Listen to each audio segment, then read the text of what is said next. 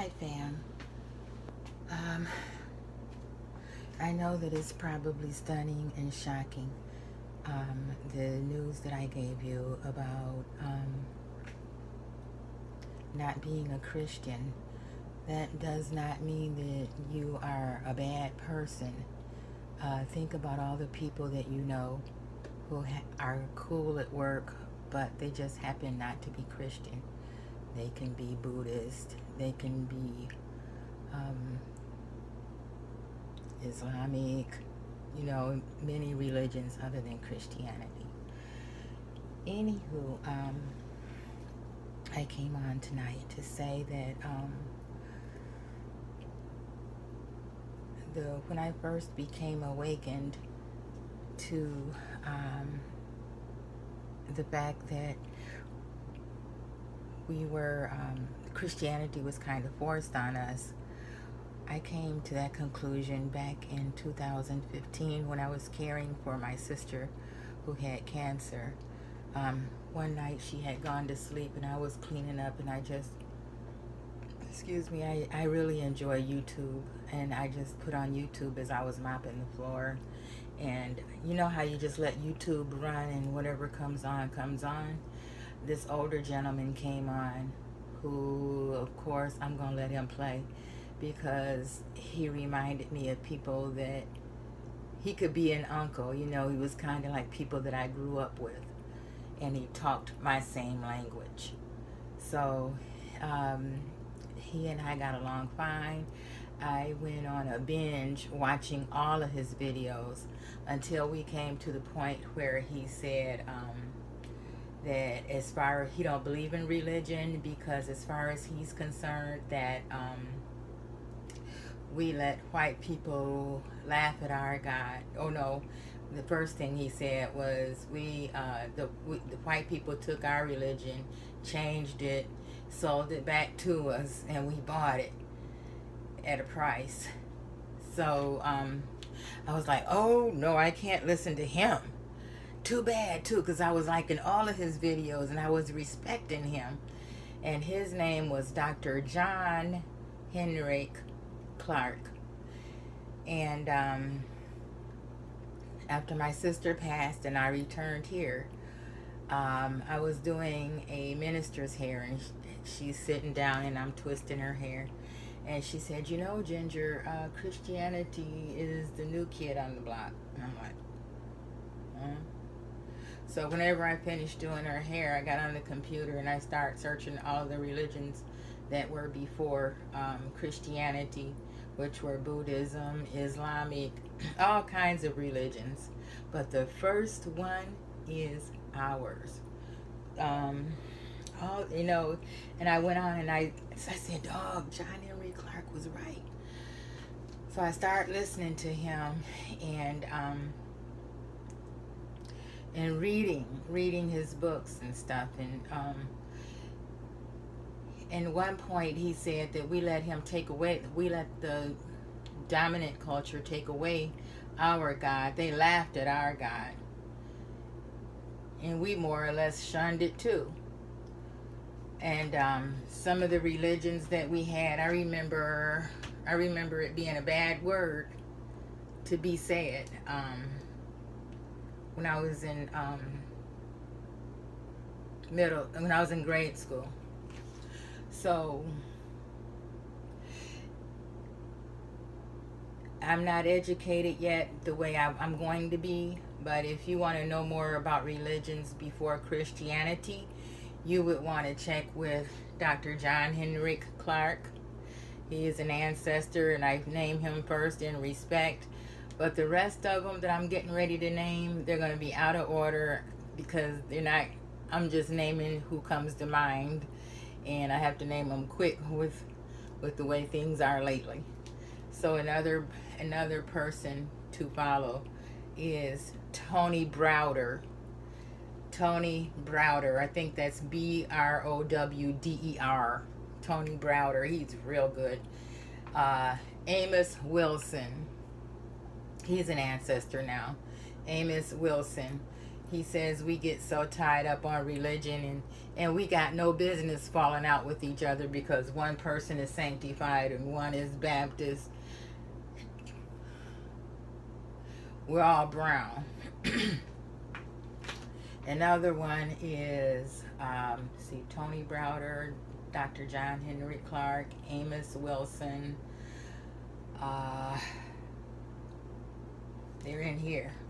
They're not in here, they're in here.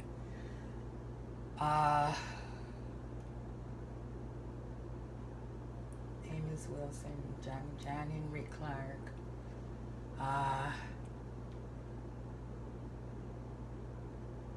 I enjoy listening to Dr. Joy DeGruy, even though she don't even venture out onto into religion. You know, she just tells how slavery has affected us, and it's very interesting. It's in ways that we would, you know, that you probably wouldn't even think of.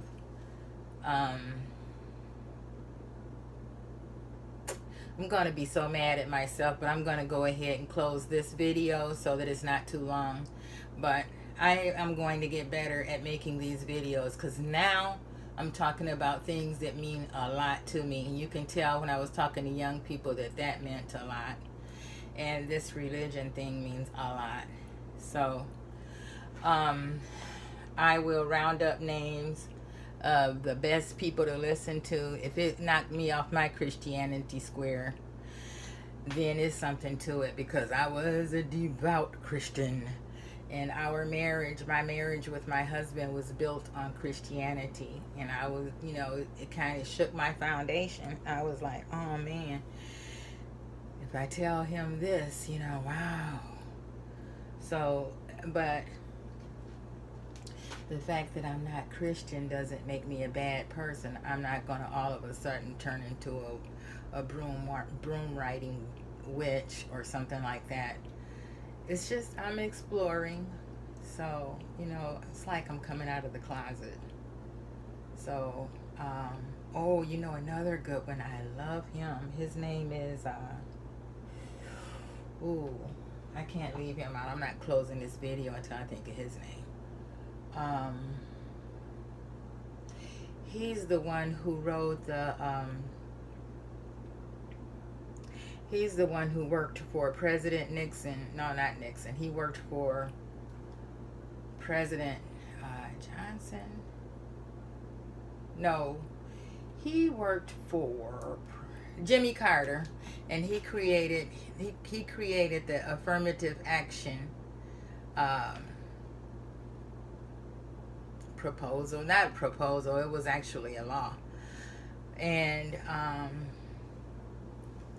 he's my boy. But anyway, if you look up who created affirmative action in the Jimmy Carter administration, and you'll find him in he barely touches religion, but you just know that you don't let religion keep us apart as black people. Another one that I listen to, and I enjoy listening to him, is Jeremiah Kamara. He's a total atheist. I'm not there. I'm not going there, because you can't tell me that there's no God, or gods. I mean, we actually don't know his name. We may think we do, and it may not be a he. Think about it. You know, this is a patriarchal society. And, you know, I'm just thinking about it as far as the Trinity. I have always wondered, how did you leave a woman out of that? And in Africa, they don't leave us out. So, anyway, I don't believe that this is too intricate to just be a big bang. My body is too intricate. When I teach anatomy to my cosmetology students, I used to say under my breath, what a wonderful God we serve. Whoa, look at these synapses and the gaps, and oh man, just, you know, look at all of the veins and the arteries that they gotta go just right, or if they went wrong 1 minute, boom, you'll be out of here, because you can't stay here without this shell, you can't stay here without a body. So